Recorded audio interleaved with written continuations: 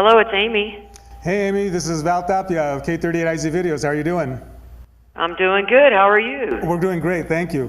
Really quick, like I said, we're getting the word out about the Indigo Girls are coming to town at a new venue called the Van Buren, which is on Thursday, September 14th. And just real quickly, talk about the tour and how's the tour been going so far? Well, we've been home some and out on the road some, so we basically just kind of tour throughout the year. We just got back from England, and we were doing some shows over there, and that was really fun and super interesting, and we just had a really good time. And we have a show in Ohio next week, and then we're taking a few days, and then we're going to go head out to the West Coast and start doing things out there. Great. And your latest album is called One Lost Day. And if you can go back, it was your first record in about 4 years, if I'm not mistaken, for you and Emily. Emily Saylor is your co-writer of the Indigo Girls. What are some of your favorites on this record? And just give me a little story on some of your personal favorites. Oh boy, let me think about this. I love the song Elizabeth that Emily wrote. That's probably my favorite one that she wrote on this record. And then the favorite one that I wrote, I just really like the way it turned out, is the song Spread the Pain Around. Mm-hmm. And those are being played live also? Yeah, we'll play those. We'll play a lot of stuff. We play stuff from our earlier records too. We don't just stick to the one record. Right. We'll be doing all sorts of records. Yeah. And I believe this is your 14th studio record, is that correct? I think it is. I'm not positive. Yeah. I haven't really counted, but I think that's what it is. Yeah, there were two songs in particular that I really, and the Indigo Girls have always been known for social commentary in your material. And the Rise of the Black Messiah really does go over racial injustice. What was the origins of that song? What were the origins, I should say? That song, I wrote that song after it started a long time ago, probably about 10 years ago. I got a letter from a man named Herman Wallace, who was in solitary confinement at a prison in Angola, Louisiana. And he was one of 3 men called the Angola Three. And these 3 men were put in prison in the early 70s. They were African American, and they had been organizing for better prison conditions because it was really horrible there, and it was run kind of like a slave plantation. And they were considered to be very threatening to the prison system. And at some point there was a prison riot, and a guard was killed, and these 3 men kind of conveniently were pegged for that crime. And that was in the early 70s, and they were all 3 put into solitary confinement. And so when I got that letter, the man that wrote me had already been in solitary for over 30 years, Herman Wallace. And his cohort, Robert King, had gotten out earlier because of the evidence was shaky and the eyewitness accounts were shaky. And then Herman got out and then passed away when he got out. He got out as a compassionate release. But the most recent prisoner, Albert Woodfox, who spent 40 years in solitary confinement, got out this past year.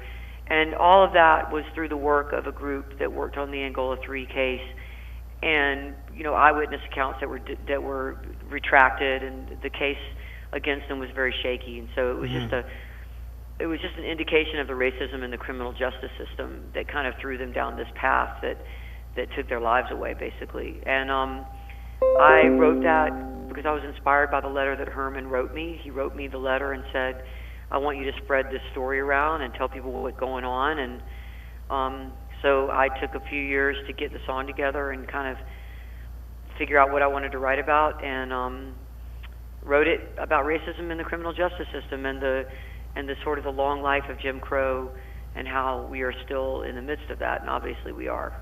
Yes. And another song on there, I believe Emily wrote this song, Findlay, Ohio, 1968. I mean, they're both real, again, important social commentary within both, but one is perhaps more contemplative, and the other one, again, the Rise of the Black Messiah is very, the commentary is just so important that it's astonishing the way you guys put this together. Yeah, Findlay, Ohio, 1968 is a song kind of from her youth and all the craziness that was going on around her and her awareness of it, and just in that period of time, because it was such a tumultuous period in the United States. So yeah, and it's much more contemplative and still, but very, like, I find it to be incredibly riveting and almost angry, you know, and this stillness of it, you know, and that's that is, Emily and I tend to, we write separately and we write very differently from each other, and she's really good at capturing that kind of emotion within stillness, and it almost is more effective, I think, that way. Mm-hmm.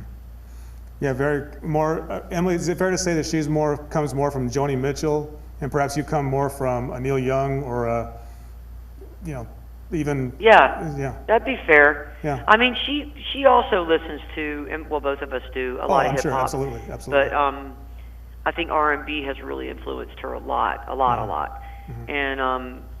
And so I think that, you know, and I've been influenced by punk rock a lot and by country music, and there's certain hip hop artists that I'm really influenced by, and so I think it runs the gamut. But I think that would be safe to say, you know, we tend towards those different ends of the spectrum. Right. Although, you know, you put an electric guitar in Emily's hands, and she really rocks out. Sure. And she's a really great guitar player. Like, right. It definitely, I don't think she's been given the credit sometimes that she deserves for how good she is and how innovative she is. Yeah. The first time I saw the Indigo Girls was in 1998, if I'm not mistaken, and at that point you were on what was then the Lilith Fair tour. And what are your recollections of that? And do you still feel that was very groundbreaking as the way it was referred to at the time?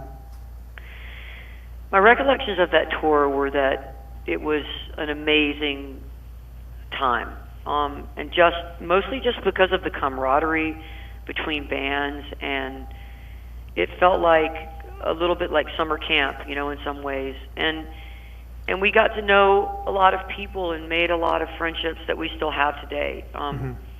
We, you know, a lot of the people after that tour, after one of the tours that we were on that Sinead O'Connor was playing, we got to be close with her band and hung out with them all the time and made a really good bond. And then we ended up making a record with a lot of people that played in her band and her producer, and that just cemented some lifelong friendships and some people that we still play with.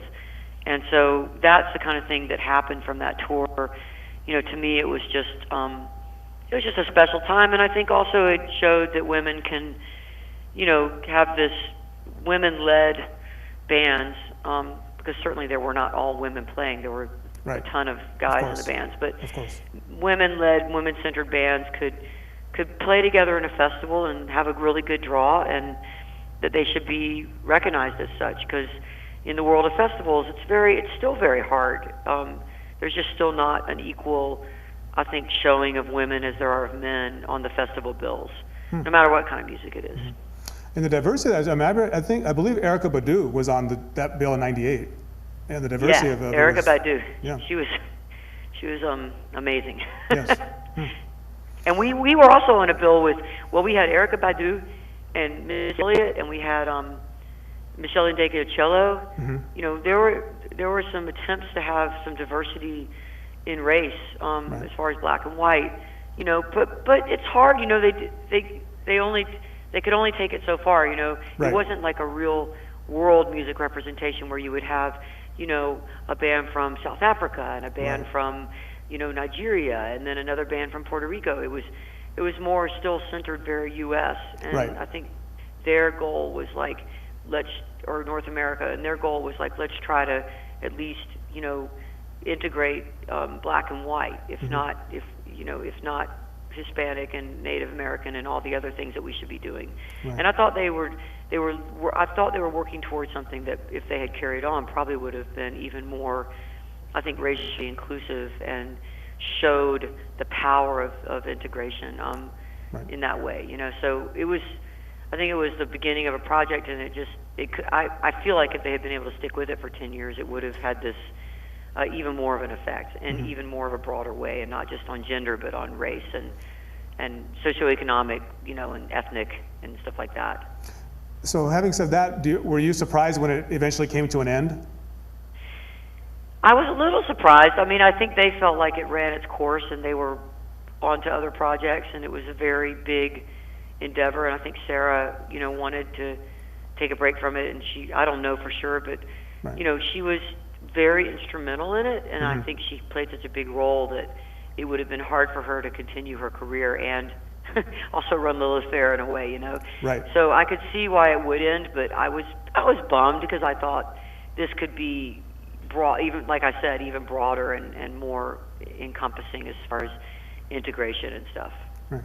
One more track I want to talk about on the latest album. Again, to our viewers really quickly, we're speaking with Amy Ray of the Indigo Girls. They will be in town at the new venue, the Van Buren, on Thursday, September 14th. And tickets are available at thevanburenphoenix.com, and pick them up over there. Another song, the final song on the latest record, again, One Lost Day, is called Come a Long Way. Tell us a little bit about that, and one of my personal favorites on there as well.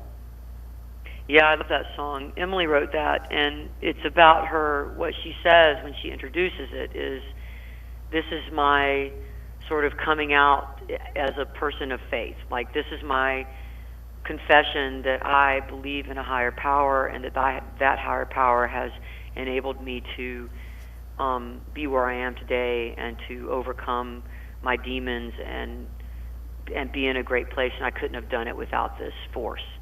And that's sort of how she describes the song. And I think it's well, for us, it's a really fun song to play acoustically, because we can play it with a band or without a band, and we still have fun because it has a really intricate arrangement. So, yeah, we do that. We actually do that song quite a bit live. Yeah. With that, as far as the live set, and pretty much every band I interview and artist that I interview, the set list is always a challenge. Do you find a happy medium with the hits, personal favorites of yours, and then obscure songs to play? Yeah, we definitely. It's no, we change our set list every night, and when people request certain things, like in different towns, if we keep hearing the same request over and over again, we like think about it and try to learn it and stuff, and like people must be wanting to hear that song, that kind of thing. Right.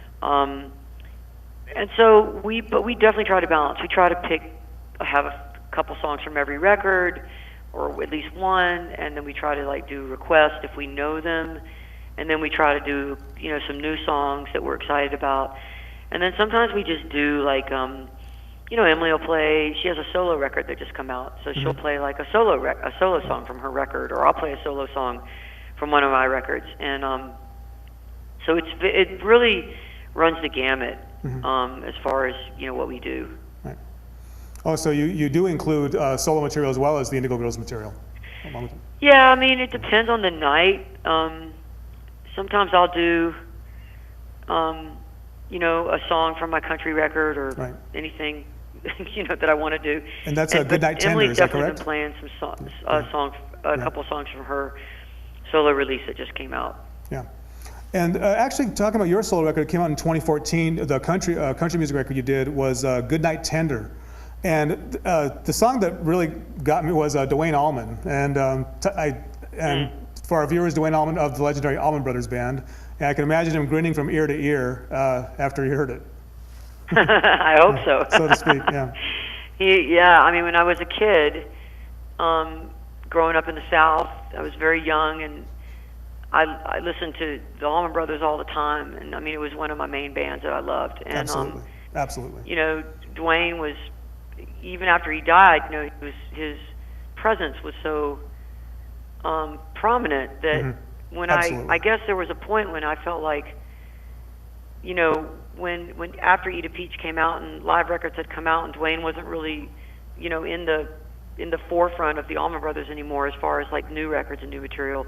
I always felt that I still loved them, but I felt that hole, you know. Sure. And I'm sure all their fans did. It's not that they didn't have great players. It's that Dwayne was like otherworldly, you know, in the way that like Derek Trucks is. I mean, yes. Derek Trucks, I don't know if you know his Absolutely. Tedeschi Trucks band, but yes. Derek's like, I mean, I don't even know how he plays what he plays. It's so right. crazy and beautiful and of another world. And I think Dwayne was a similar person. Oh, sure. So, yeah. And I mean, and praise to both Warren Haynes and Derek Trucks for filling big shoes in the band. Yeah, and I mean, Warren Haynes is great too, you know. Yes. I mean, it's not that they're not great. It's just that absolutely. Dwayne had like this absolutely alien thing happening. You know what I mean? Yes, I do. Absolutely. Real quick, I want to take us back to 1989, and correct me if I'm wrong on this, but I believe your first arena tour as the Indigo Girls was with REM, and they were touring behind, I believe the record was Green. Yeah. Take us back. That's what was it exactly like right. touring with REM, and really the role that they kind of played in the Indigo Girls to a degree as far as support? REM was major for us because we were playing in Athens and Atlanta, and that whole and kind of the whole scene was just really amazing. And a guy that was in town, kind of looking to sign REM onto his label, saw us play, and not because we were playing with REM, but he just stumbled into a bar that we were playing at. And we had an independent career and we're putting out indie records, but this guy saw us and really wanted to sign us, and then he, you know, and then because we had worked with this producer that worked with REM all the time, John Keane, they hooked us up with John Keane and Scott Litt, who was REM's current producer. And then Michael sang on the record, and you know, Peter Buck played on it, and Mike Mills, and I mean, it just kind of went from there, you know, like, right. So then they offered us a tour, and if that had not, I don't think we would be where we are if that had not happened. I mean, they taught us a lot about how to run a business in a very socially conscious way, and they taught us about mentoring, and they taught us about generosity, and they played great music, right. you know, and we got to get up there in an arena in front of people Absolutely. that had no idea who we were and play songs, and it was really good for us. Yeah, I've never had the privilege to interview any of the REM guys, but always a class act. And I take it you must have been a little surprised when they disbanded in 2011, I believe. I wasn't shocked, but I was sad. I was just very sad, right. Because I feel like they still had things to say and things to sing, you know. But I feel like, you know, bands. It's great when a band makes a decision at the right time for them, and they stick to it, and they do it, and right. it has integrity, you know. So I also was supportive, of course, you know, of that. Sure. But I was sad because I just felt like, you know, I was like, what? Well, it seemed to come out of nowhere that I recall. I mean, it was just kind of announced it. They said that, you know, we're disbanding. They did a press conference, I believe. And yeah. It was like, and part of me started thinking, just from a fan standpoint, I wonder if they felt the way because they didn't have their brother and partner in crime, Bill Berry, anymore. Were they starting to feel that REM as a trio was, you know, ran its course? Yeah, I don't know. I mean, I feel like Stipe was kind of going a different direction too, and right. Pursuing, you know, art and whatever he was pursuing. Right. I can't remember at the time, but like, I felt like it was, you know, they were able to look at themselves and say, we want different things, and right. it's time, you know, instead of, and I think like bands that can do that, and it's not all about the money, like let's stay together because we can make a lot of money. Yeah. I really love that, you know. Sure. Sure. It's like you hate it when you think a band is just staying together because they're making money. Right. I couldn't agree with you more, Amy, on that. Real quick before I let you go, let me go ahead and remind our viewers again about the show coming to town. I'm speaking with Amy Ray of the Indigo Girls, and they will be here in town on Thursday, September 14th at the Van Buren, which is a new venue opening up in downtown Phoenix. And tickets are available at thevanburenphoenix.com, one word, thevanburenphoenix.com. Amy, back to real quickly, I wanted to ask you about something that, again, would be it would be remiss if I didn't ask you about the causes that both you and Emily are worthy of. And there were two that really, I haven't really heard a lot of people ask you about, so to my knowledge. And one of the causes that you guys really are advocates of is low power broadcasting, which, for the record and full disclosure, we're a low power broadcast station here at K38. And you guys really go out of your way to spread the word about the importance of it. Yeah, there was a time, I think it was before, really internet stations were coming along, but not totally on the rise yet, where the spectrum on the radio dial, left of the dial, was very important to low power stations to have a place to exist. Yes. And very local radio, that promoted the local arts and promoted, everything. I mean, did language, like multi-language programming. And yes. I mean, we realized how important it was because our career came up through college stations, and also things like we'd be in Pine Ridge and we'd go to Keeley Radio, the station in Pine Ridge, Indian Reservation, and that was the one source of information for the whole reservation about like road closures and right. school happenings and news, and yes. also music that was coming from their communities. Right. And you look around and you say this is what every community needs. Yes. And it was the government was making it legislatively very hard for low power radio to exist. So we just started, working with groups that were doing low power radio activism and stuff. Right. Of course now with the internet, it's great because you can have this endless spectrum of the ability to have all these great, digital stations online. Right. But it doesn't mean that it's still. I think the low power is still important, and then you can get into net neutrality too, which is another, going to be a piece of that puzzle. Do you know what Absolutely. I'm saying? So we're very behind that. Great. And you just mentioned the work you've done with the indigenous community is very apparent as well. Yeah, I mean, God, we've learned so much from all these activists we work with. We started a group in the early 90s with a native activist named Winona Leduc from, she's Ojibwe from the White Earth Reservation in Minnesota. And she's incredible. And we started this group, and we were like, we're going to have a group and we're going to fund native organizations that exist already that are working on cultural sustainability and environmental sustainability, as well as like new solutions to bad power, the bad sort of energy paradigm. So so we might fight a coal mine, but a coal-fired power plant, but support solar at the same time, those kind of things. Right. And it's gone since '93. We've carried on and funded a lot of groups, and Winona is still our executive director, and we've just done tours where we tried to build bridges between reservation communities and border towns and get people together and have all the people that aren't as aware of Native issues become more aware of Native issues, and the groups that are doing great work in Native communities are setting precedents and changing the way corporate responsibility is, and changing the way the government is accountable, and so we want to support those people doing that work because they're successful and they're good at what they do, and they're not often supported financially the way they should be. So right. That's just something we've learned a lot about activism from the groups that we work with. Yeah, we here at the K38 station, we serve the Latino community, and very proud of that and very fortunate to be able to. Good. Yeah. And one more question if I let you go, and thank you so much for your time, Amy. We really appreciate your time. And sure. To our viewers, again, the Indigo Girls will be in town on Thursday, September 14th at the Van Buren, which is a new venue opening up downtown Phoenix. You can pick up tickets at thevanburenphoenix.com. And my final question, this is an interview that I remember, and I'm kind of going off memory, like I said, but you had appeared on Charlie Rose's show.